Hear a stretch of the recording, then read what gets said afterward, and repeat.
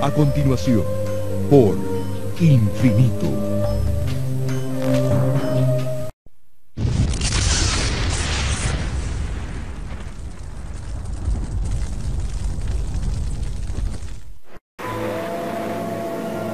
Esto es Infinito Esotérico y Oculto. Infinito, señal del nuevo milenio.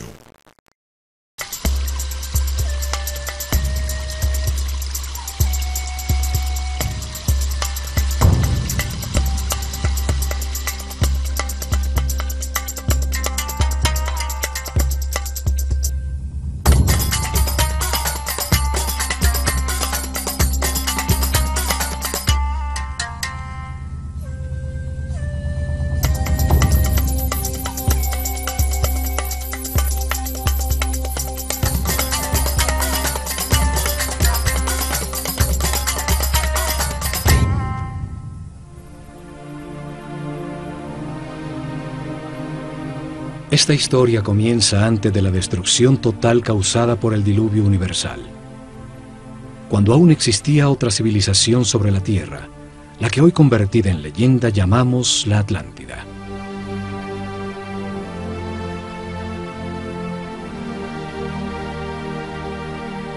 Tenían una sabiduría producto de la evolución de la conciencia del hombre durante miles de años, de las verdades comprendidas sobre el funcionamiento del universo y del proceso que llamamos vida. El estudio de las constelaciones les reveló que la humanidad era una unión viviente entre el cielo y la tierra, que las estrellas y los soles la afectaban, formando estaciones, ciclos y ritmos.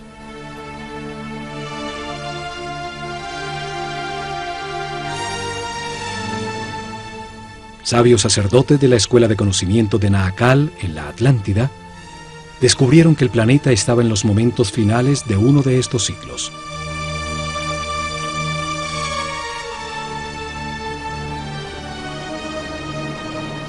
Advirtieron sin ser oídos que una catástrofe inminente destruiría las estructuras que organizaban la vida del hombre.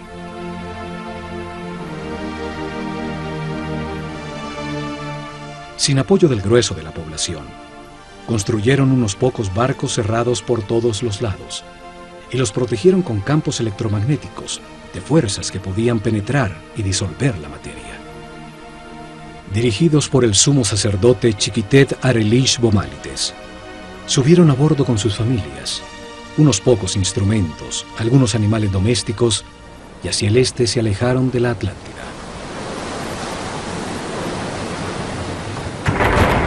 El planeta se estremeció, los cielos se derritieron y las aguas arrasaron los continentes, borrando casi todo rastro de su civilización.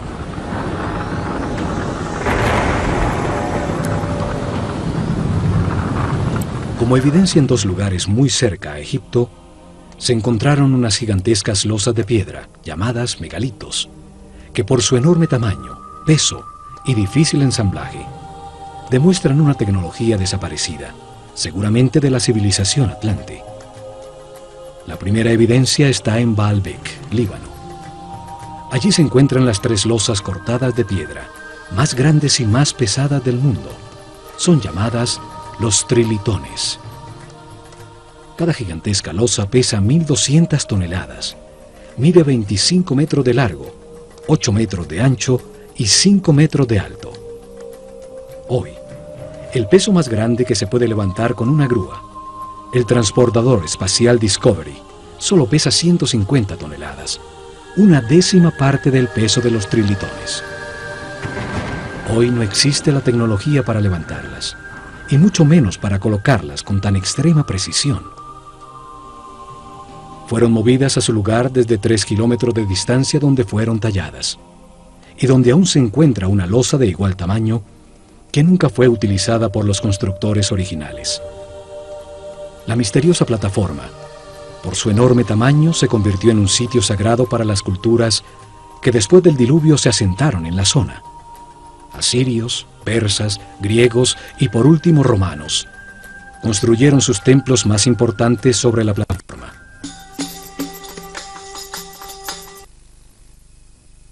en Jerusalén, la ciudad sagrada para 3 religiones. Allí existen otros de estos megalitos, unas gigantescas losas de piedra, cada una con un peso mayor a 800 toneladas. Por su enorme e inexplicable tamaño, también se convirtieron en sitio sagrado alrededor de los cuales creció Jerusalén. Forman parte de la enorme plataforma que sostuvo al templo de los judíos y que hoy soporta la mezquita de El-Aqsa y el Domo de la Roca. Las losas son parte de los cimientos del mismo Muro de los Lamentos. Hoy se llega hasta allí por un túnel que descubrió las enormes piedras. Los megalitos de Baalbek y Jerusalén formaban parte de construcciones desaparecidas por el cataclismo universal. Lograron permanecer en el sitio por ser tan masivas. Este cataclismo destruyó la civilización atlante. Sucedió alrededor del año 10.900 a.C., cuando el sistema solar atravesaba la constelación de Leo y quedó registrado en los libros sagrados de todas las culturas del mundo.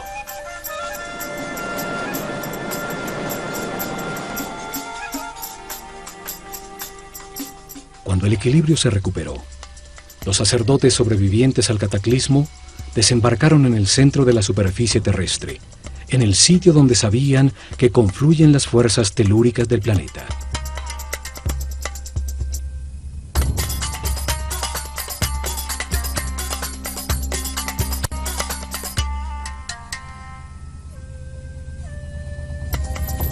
Esperaban utilizar estas fuerzas para impulsar el pensamiento del hombre, construyendo masivas formas piramidales que resonaban, concentraban y transformaban la vibración fundamental del planeta en energía. Seres muy avanzados espiritualmente tenían un concepto de progreso que no estaba basado en la adquisición de comodidades materiales, sino en lograr la paz y la armonía interior, en transformar un limitado hombre animal en un superhombre. Estos sacerdotes, en un momento que llamaron el Septepi, el tiempo nuevo, vieron resurgir de las aguas un largo y estrecho oasis, una fértil tierra rodeada por un desierto protector bordeando un largo río. Lo llamaron Egipto, la tierra que emerge de las aguas, el país de un solo río, el Nilo, con las mejores condiciones para gestar una nueva civilización. Los sacerdotes vieron el cataclismo como una oportunidad para orientar la humanidad hacia un destino más alto y estructurar en este nuevo ciclo una sociedad dedicada al perfeccionamiento espiritual.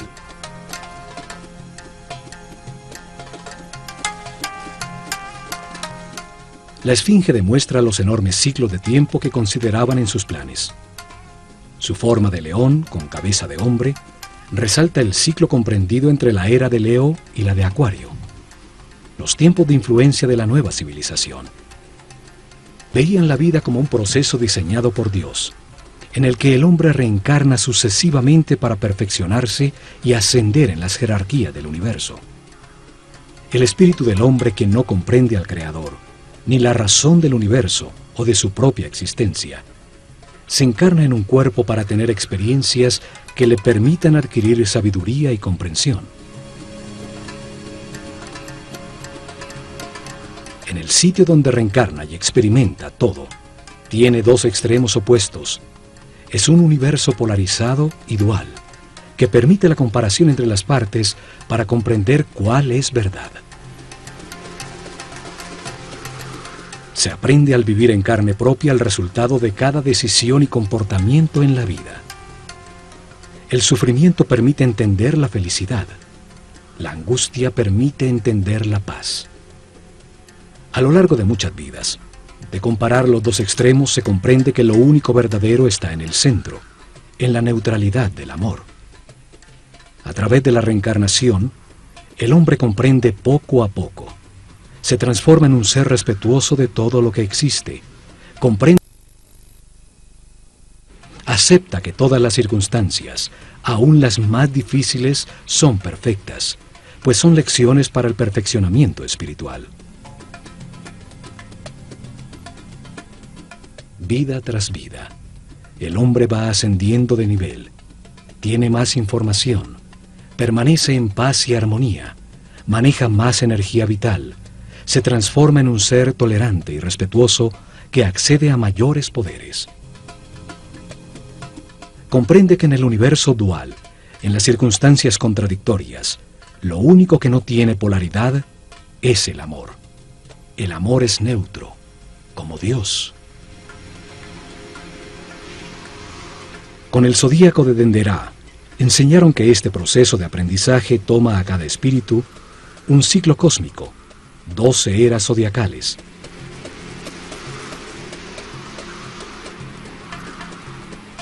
Un giro completo del sistema solar, recibiendo la radiación de cada una de las 12 constelaciones.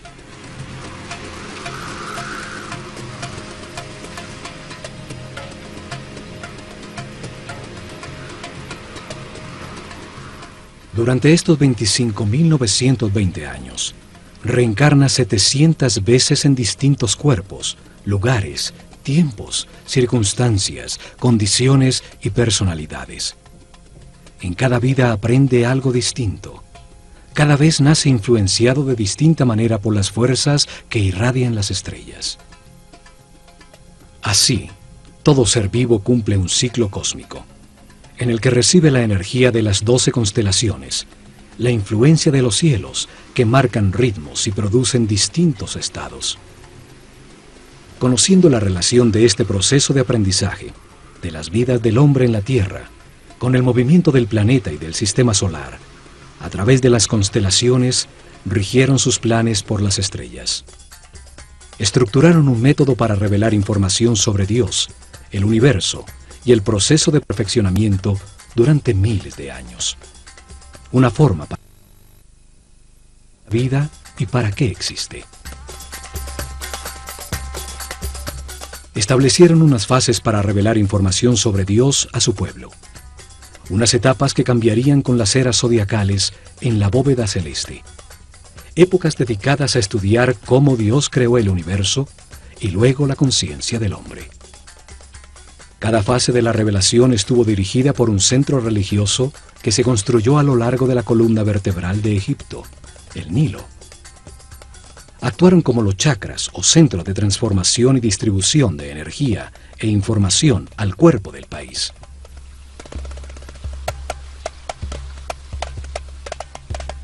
Desarrollaron en 4 épocas, 4 centros religiosos, cada uno dedicado a explicar y lograr comprensión en el pueblo sobre una fase del Génesis. Cada uno dedicado a un momento distinto del único Dios, con nombres y formas simbólicas distintas.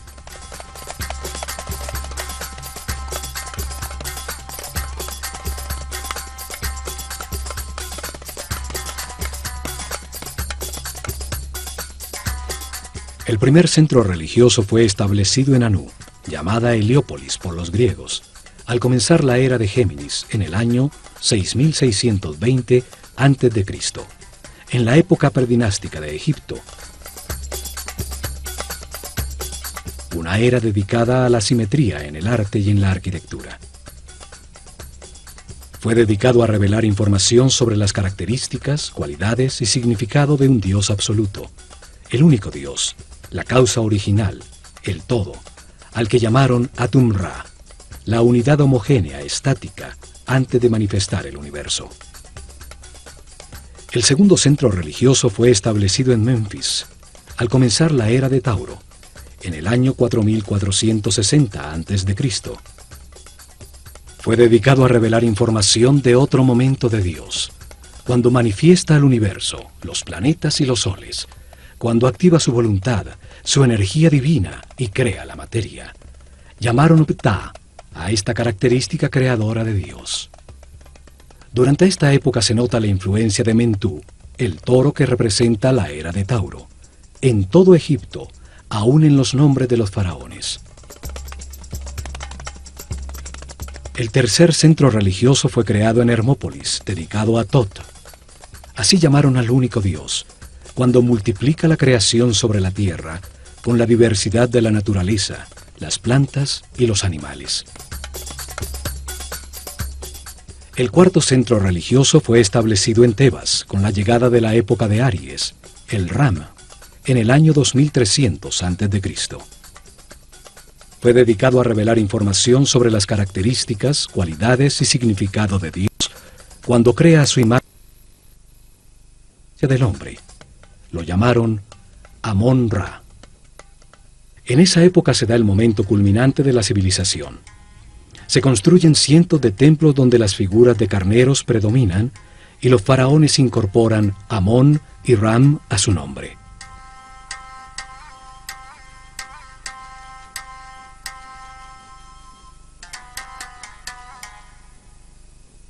Los cambios de era o constelación zodiacal determinaron la duración de cada fase de la revelación. El pueblo comprendió poco a poco que existe un solo Dios, que por sus características y momentos distintos en que crea el universo y al hombre, tiene nombres distintos. Crearon una escuela de misterios para transmitir su conocimiento, garantizando sacerdotes sucesores de su casta que continuaran el proceso de revelación. Alrededor de los templos y centros religiosos desarrollaron el país. En su interior se dedicaron a transformar a los iniciados en seres respetuosos, capaces de guiar a su pueblo y manejar las fuerzas fundamentales de la naturaleza.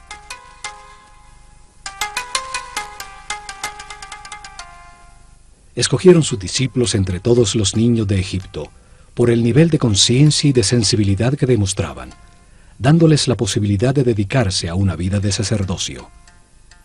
Les dieron información sobre el proceso de perfeccionamiento a través de la reencarnación, sobre Dios y el universo. Les enseñaron ciencias, arte, religión y filosofía. Los entrenaron en ejercitar su autocontrol. Aprendieron a conservar su energía vital, a comprender la importancia del respeto y el libre albedrío, acelerándoles el proceso evolutivo. Los convirtieron en los sucesores de su casta, sacerdotes con el conocimiento y el poder que éste produce, y la misión de guiar al pueblo en un camino de perfeccionamiento general. Se han encontrado estatuas de sacerdotes, unas saliendo de un cubo, otras representados como escribas, seres con el conocimiento. A unos pocos le adicionaron a su nombre la palabra Hotep, que significa sabio, como Amenhotep o Amenhotep, hijo de Apú, como reconocimiento a su sabiduría.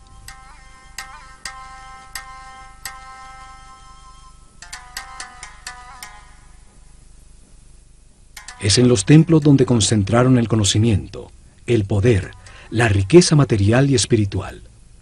Desde allí impulsaron la organización desde la nada de la civilización.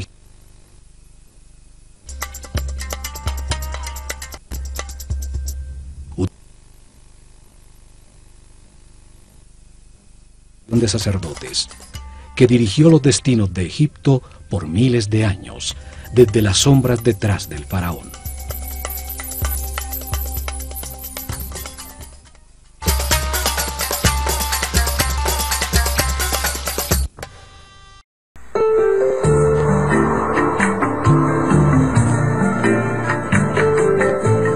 Estás viendo Infinito. Abre tu mente. Regresaremos con más Infinito Esotérico y Oculto.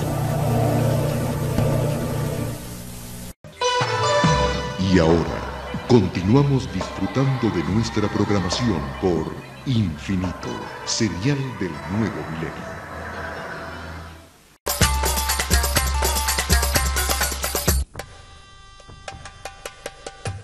La Escuela de Misterios utilizó el ojo de Horus como su símbolo, una firma que aparece en los muros de todos los templos de Egipto. Un símbolo trae a la mente, evoca lo comprendido de su forma, su acción principal, transmite una idea de manera muy simple, más allá de las palabras. Su significado puede ser entendido miles de años después de haber sido dibujado.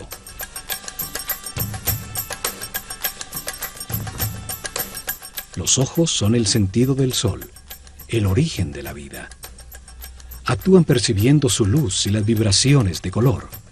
transmiten a la mente la intensidad y la fuerza del fuego. Los ojos son las terminaciones nerviosas que perciben la voluntad divina, la intensidad de la luz, la fuerza de Dios que los egipcios llamaban Fi. La fuerza que condensa el espíritu en la materia, dando lugar al universo, el sitio de experimentación de la conciencia.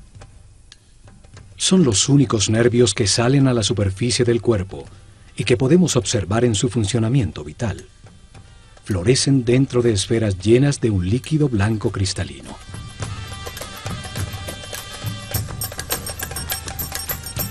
Los ojos simbolizan la dualidad. El ojo izquierdo es solar, sensible a lo negativo. El derecho es lunar, sensible a lo positivo y afirmativo. Cruzan su información para producir la imagen mental correcta del espacio. Simbolizan la experimentación de la conciencia en un universo de contrastes, para encontrar la verdad por comparación entre las partes opuestas. Reaccionan a la luz activa del sol, produciendo en la mente la verdadera luz, la energía vital luminosa, una luz invisible que hace posible la inteligencia y la comprensión de la realidad. Los pájaros evocan la acción de volar, la libertad sin limitaciones materiales. El halcón es el pájaro que mejor ve. Horus, el halcón, representa al espíritu cuando completa su aprendizaje en la vida mortal y limitada. Cuando comprende las verdades del universo, porque las ha verificado en muchas vidas, y se eleva sobre las limitaciones materiales, sobre el tiempo y el espacio. El ojo de Horus es la conciencia inmortal que todo lo sabe, que todo lo ve, puede volar muy alto sobre todo lo que existe o fijar su atención en cualquier detalle. Evidentemente, los sabios sacerdotes se veían como los observadores y los guías de un proceso de perfeccionamiento hacia la luz. Por eso su símbolo era el ojo de Horus, el ojo que todo lo ve.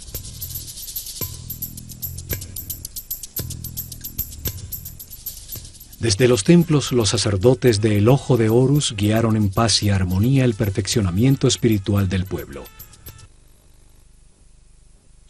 el universo y el proceso que sufre la conciencia del hombre.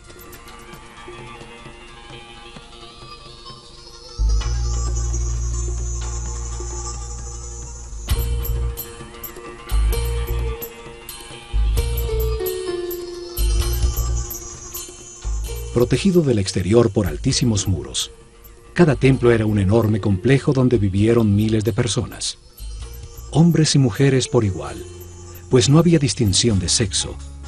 Dedicaban por lo menos 21 años de su vida a recibir información y entrenamiento para convertirse en sacerdotes o sacerdotisas.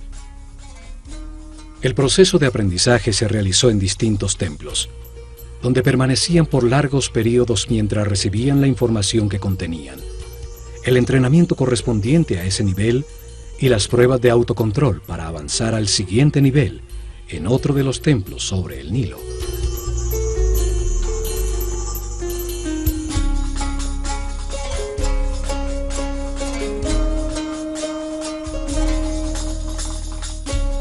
Cada templo fue una biblioteca viva con información especializada. Cada uno tenía una lección distinta sobre el universo o la razón de la existencia. Cada templo contenía en su interior un tema sagrado distinto con información que da sentido a todo lo creado.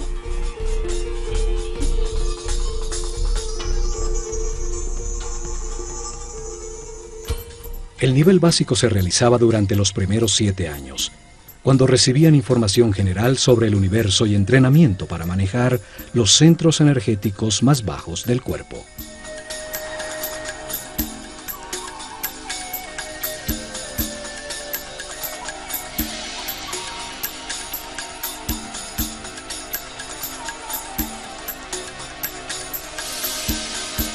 Tenían templos como el de Komombo, dedicados a entender la necesidad de universo dual y polarizado, para permitir a la mente comparar entre extremos opuestos y así comprender qué es verdad. En su interior aprendieron a controlar el miedo a perder, a entender que se tiene lo que corresponde en cada vida para vivir las experiencias de aprendizaje que se necesitan. Tenían instalaciones para despertar el miedo a la muerte, aprender a controlarlo y entender que la muerte es solo un paso a otra experiencia de aprendizaje. En túneles con agua y cocodrilos, grandes alturas, sitios cerrados con serpientes, los iniciados probaban su determinación. Allí recibieron información para superar el miedo a ser abandonado, los instintos de agresión y defensa, a entender la existencia de programas mentales inconscientes que generan reacciones automáticas para poder controlarlos. En el templo de Luxor, en Tebas, se transmitieron los conocimientos que tenían sobre el funcionamiento del cuerpo y entrenamiento para lograr que la conciencia no se identificara con él.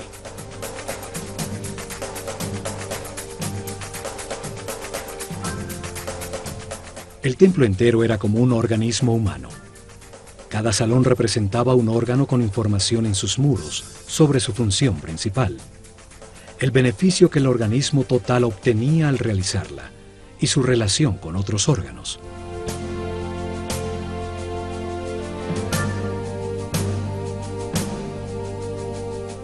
En su interior realizaron ejercicios de concentración y de movimiento, guiando su mente a cada órgano, hasta que hicieron consciente el cuerpo entero y lo manejaron a voluntad como un excelente instrumento.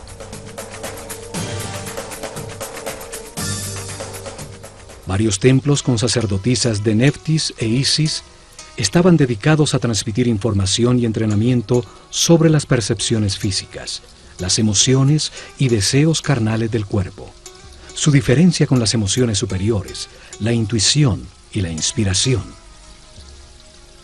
Aprendieron a transmutar las pasiones y las sensaciones del cuerpo con el poder del espíritu, a elevar su conciencia y su vibración vital, a solicitar y canalizar la energía e inspiración de espíritus en planos más evolucionados para despertar su creatividad.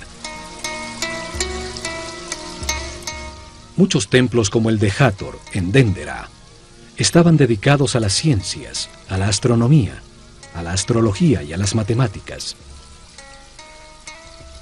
En su azotea se dedicaron a registrar los cielos, a entender las distintas energías que emite cada constelación y los efectos que produce.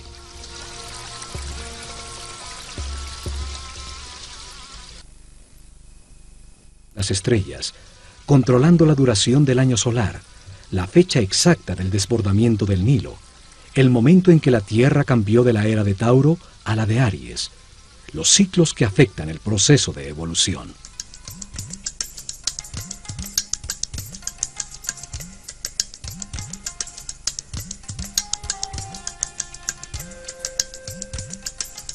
Luego de recibir información dirigida a la razón y entrenamiento para controlar sensaciones, emociones y pensamientos, dedicaban otros 7 años al lado derecho del cerebro, a la inteligencia del corazón, a encontrar la diferencia entre el pensar y el meditar.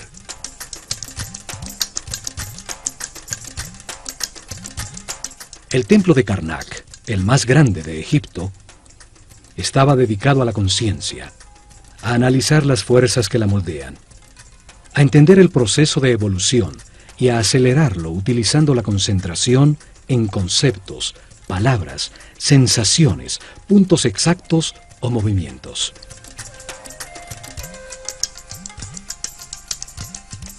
Aprendieron a concentrarse en sí mismos, a diferenciar entre el yo superior y el ego, a identificarse con un ser u objeto externo hasta sentir y transformarse en lo que se piensa.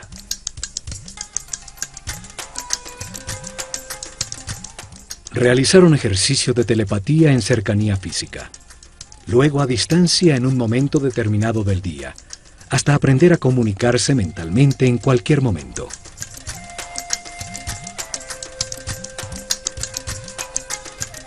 Recibieron información sobre el tiempo y entrenamiento para vivirlo como un eterno presente.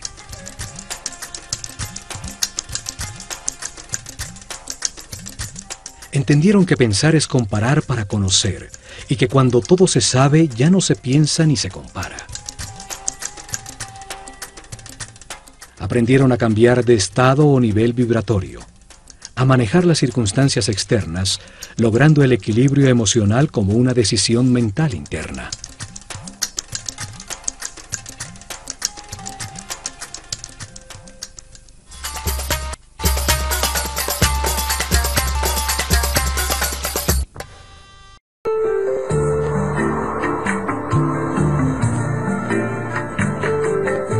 Estás viendo Infinito.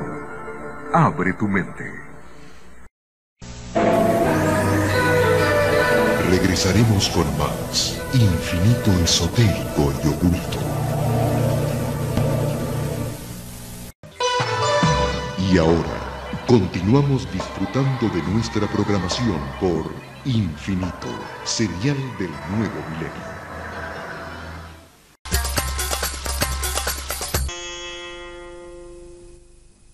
Cada templo contenía 3 niveles de información.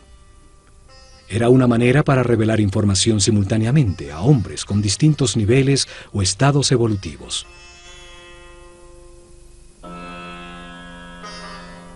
El primer nivel transmitía información básica dirigida al pueblo. Cada templo contaba una sencilla historia llena de símbolos y personajes fantásticos. Un drama sagrado fácilmente comprensible. Las ideas eran expresadas como mitos en forma de historia.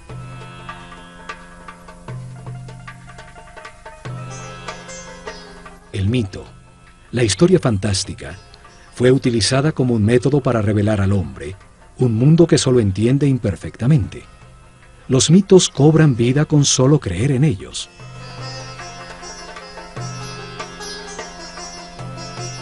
Inventaron personajes con características simbólicas, con formas que traen a la mente su función y actividad principal, que participaban en sencillas historias, parábolas que cuentan verdades sobre la naturaleza humana, sin lo árido o lo abstracto de la filosofía o la metafísica.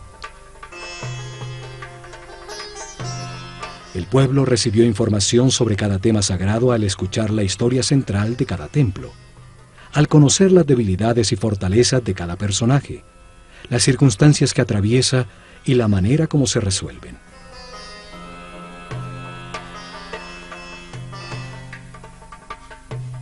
Utilizaron un segundo nivel de información dirigido a los discípulos, seres con un nivel espiritual más elevado, y a los que se les explicaba directamente el mismo tema sagrado, de una manera más concreta y profunda.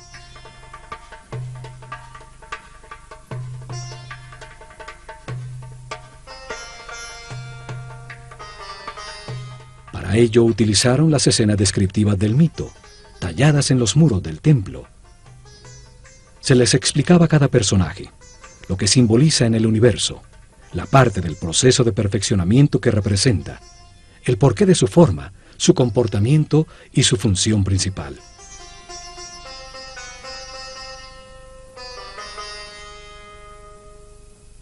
La sabiduría de los sacerdotes de El Ojo de Horus es evidente en la historia que cuenta cada templo, en las formas que utilizaron como símbolos. El solo verlos trae a la mente la acción vital que representan o la cualidad que se gana al hacerla. Al utilizar hombres con cabeza de animal como símbolos, los transforman en ideas que evocan la característica vital del animal. Traen a la mente la función que el animal cumple en el universo.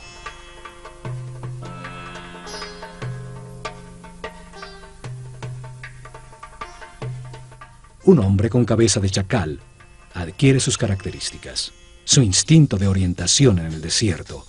Siguiendo sus huellas, siempre se llega a tierra cultivada. Es entonces un excelente guía. Cada símbolo evoca una comprensión. La forma simple de un pájaro evoca en la mente el vuelo, la libertad. Un disco solar sobre la cabeza de un hombre habla de su claridad, de la sabiduría que irradia, de la información que tiene del nivel de su conciencia.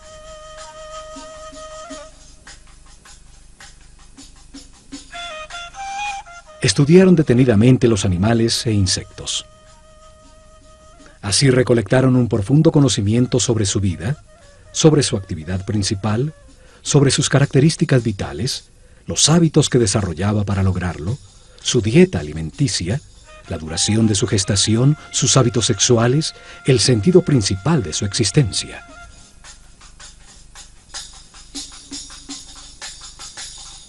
Escogieron los animales más idóneos para representar una acción vital y lo que logra el universo cuando se ejecutan.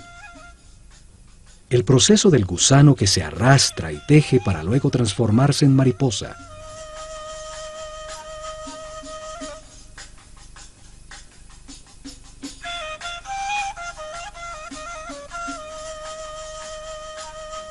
Entre todos los pájaros, el halcón es el que mejor ve. Tiene un cerebro óptico, con la vista más perfecta y desarrollada. Por eso es escogido como símbolo para representar esa función vital, el sentido de la vista. Una figura humana con cabeza de halcón es un ser que todo lo ve, que domina el panorama, viendo perfectamente cada uno de los detalles en los que enfoca su atención.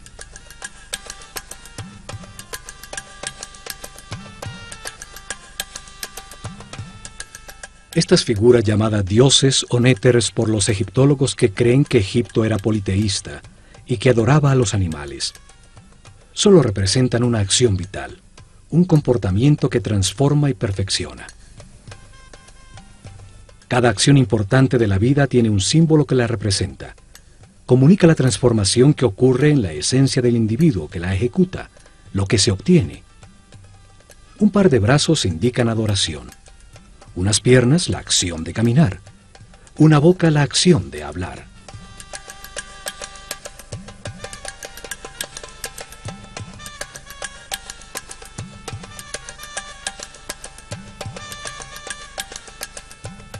Y por último, en un tercer nivel de información, cada templo guardó un código secreto embebido en el símbolo mismo, solo conocido por los altos sacerdotes y maestros, con información sobre fuerzas y energías fundamentales, cómo controlarlas y utilizarlas para prestar servicio a su pueblo.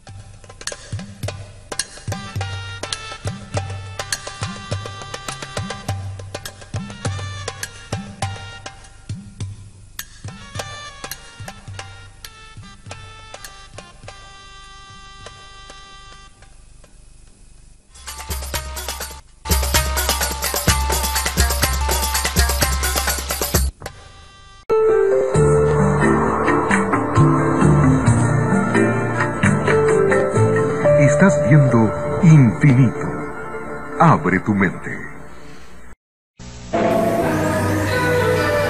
Regresaremos con más Infinito Esotérico y Oculto. Y ahora, continuamos disfrutando de nuestra programación por Infinito, señal del nuevo milenio.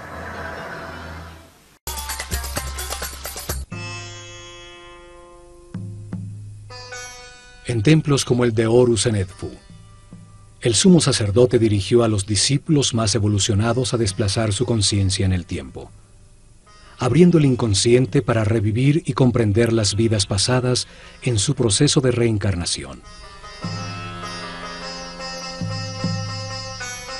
El sumo sacerdote siempre fue un ser muy avanzado en el camino espiritual. No se identificaba con el cuerpo, conocía perfectamente su funcionamiento y qué energías utilizar para equilibrarlo.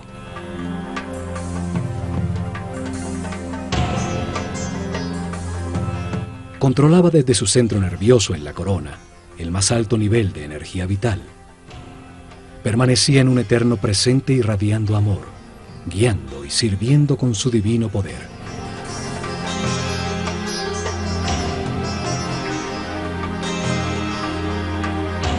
La materia solo recibe, se contrae.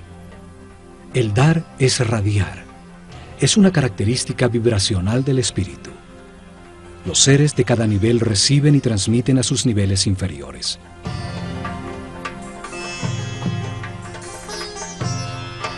En sus salones entendieron que la realidad está compuesta de 7 niveles de energía vibracional, 7 corrientes energéticas con 7 distintos niveles de poder o fuerza.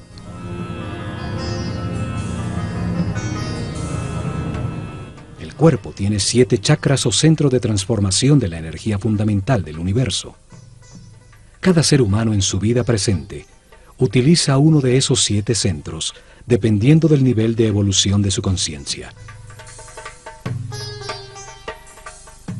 A mayor comprensión del universo, más respeto, más alto el chakra o centro nervioso que utiliza para transformar la energía. Mayor cantidad de energía procesa diariamente y más poderes trascendentales tiene. El sumo sacerdote podía controlar las fuerzas fundamentales por el altísimo nivel de energía vital en que permanecía su organismo. Su sistema neural tenía una resistencia correspondiente con ese nivel de energía.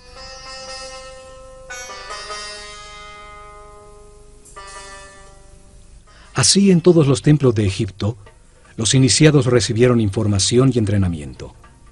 Aumentaron paulatinamente su nivel de energía vital y de manera correspondiente el nivel de resistencia de los nervios de su cuerpo.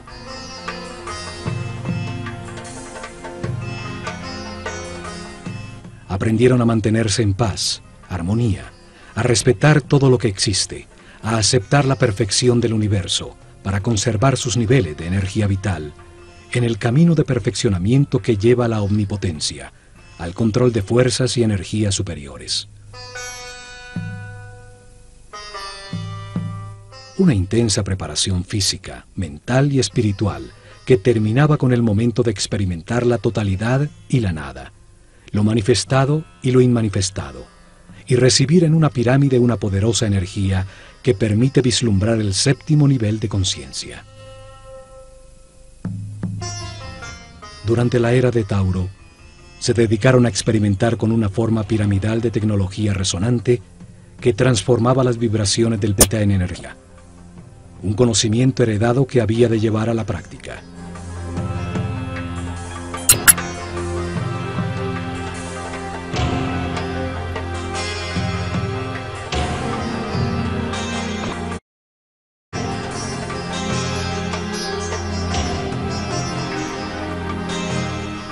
Colocaron masivas formas piramidales que pesaban millones de toneladas en puntos neurálgicos sobre la malla electromagnética del planeta. La masa piramidal, que contenía millones de partículas de cuarzo, vibraba con la Tierra, produciendo energía por la fricción de sus moléculas, en un fenómeno que hoy llamamos piezoeléctrico.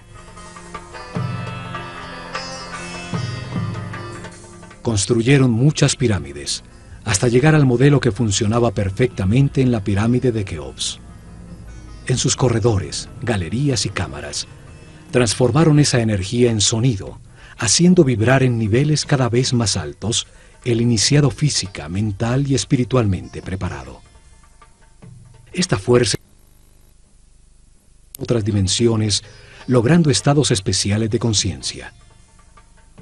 Con esta ayuda externa, los iniciados vislumbraban el 7º nivel de conciencia.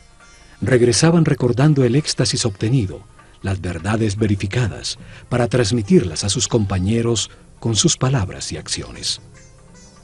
En sus meditaciones posteriores obtendrían nuevamente ese estado de unidad sin movimiento, hasta que se consolide esta situación definitivamente y se encuentren de manera permanente en estado de Dios-hombre, siempre radiando energía positiva de amor.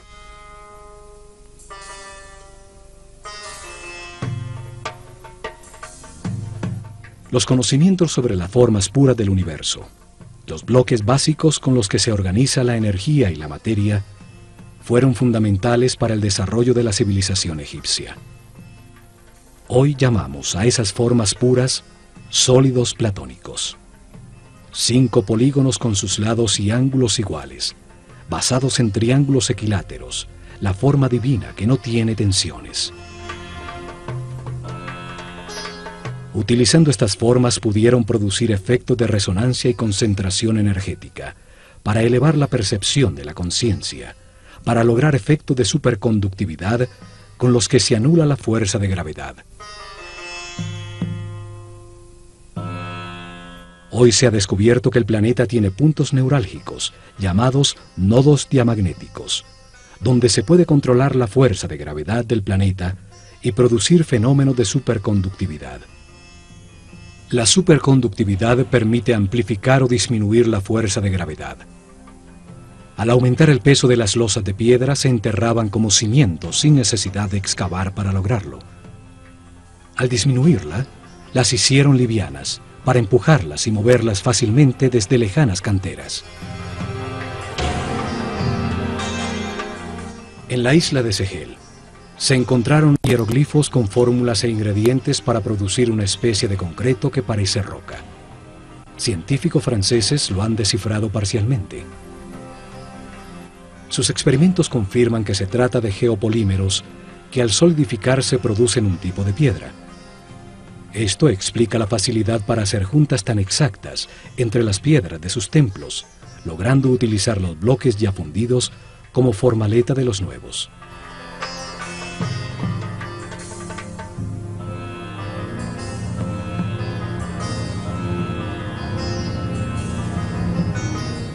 Pero lo más importante fue su visión de que la vida es un proceso diseñado por Dios para ampliar la conciencia del hombre. Que el espíritu del hombre se encarna repetidamente en un cuerpo para comprender la armonía por los resultados de sus decisiones.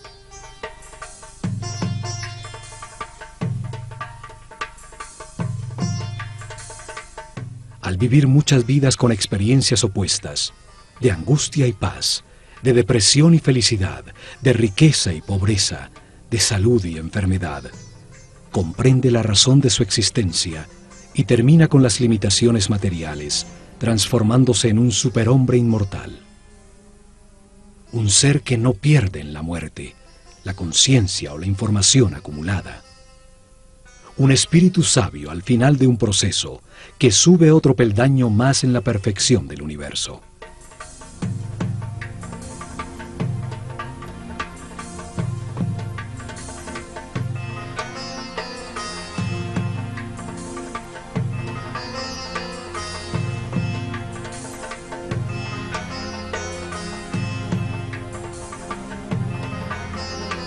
El hombre reencarna muchas veces. Al principio su animalidad es dominante. La intolerancia y la agresión determinan una vida de sufrimiento. Poco a poco, se satura del dolor y al buscar remediarlo deja de atacar. Encuentra la paz y con ella altos niveles de energía vital.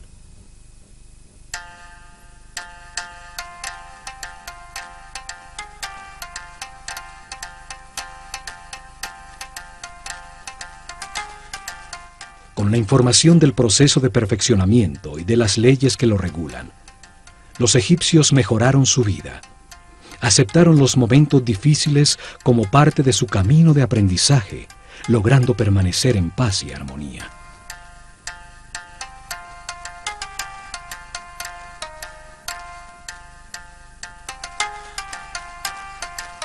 Los templos se revelaron como hombres en un mundo de dolor. Podían transformarse en seres sin limitaciones físicas, con conocimientos para transmutar la materia y trasladarse libremente en el tiempo y en el espacio. En medio de las contradicciones de cada vida se aprende algo, y se renace un poco más sabio. En la polaridad entre la luz y la oscuridad, entre el miedo y el amor, se aprende a encontrar la paz y la armonía, a mantener la energía vital.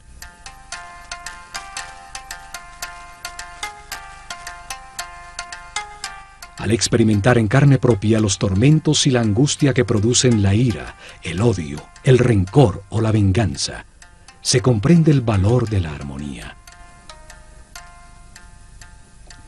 Al comprender que cada decisión produce paz o sufrimiento, se puede pasar del infierno de la vida al cielo de la misma.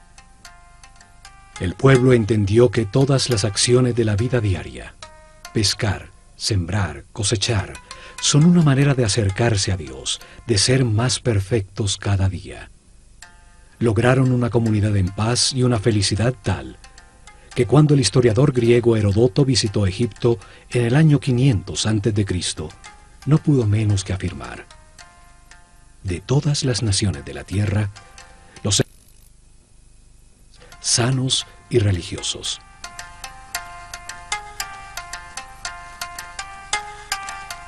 Sin embargo, no tenían una palabra en su idioma que significara religión. No veían ninguna diferencia entre lo sacro y lo mundano. Se veían como los encargados de comprender que Dios, el universo y el hombre forman una unidad manifestada por amor.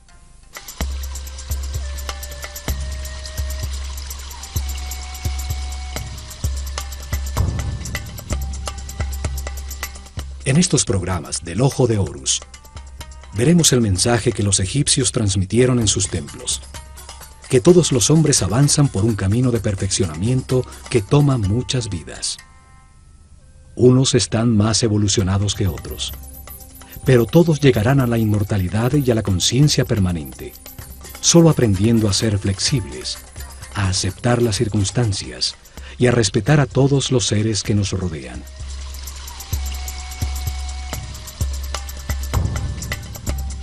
El camino puede ser de sufrimiento o de paz y armonía. Depende que se valore lo que se tiene y se agradezca la oportunidad de estar vivos para tomar conciencia que fuimos creados por amor.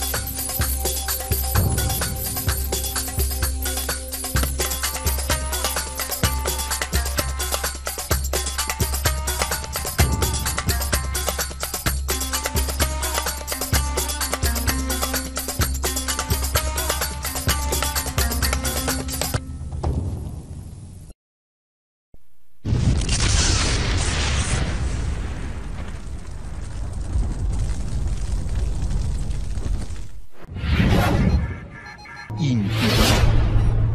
Abre tu mente.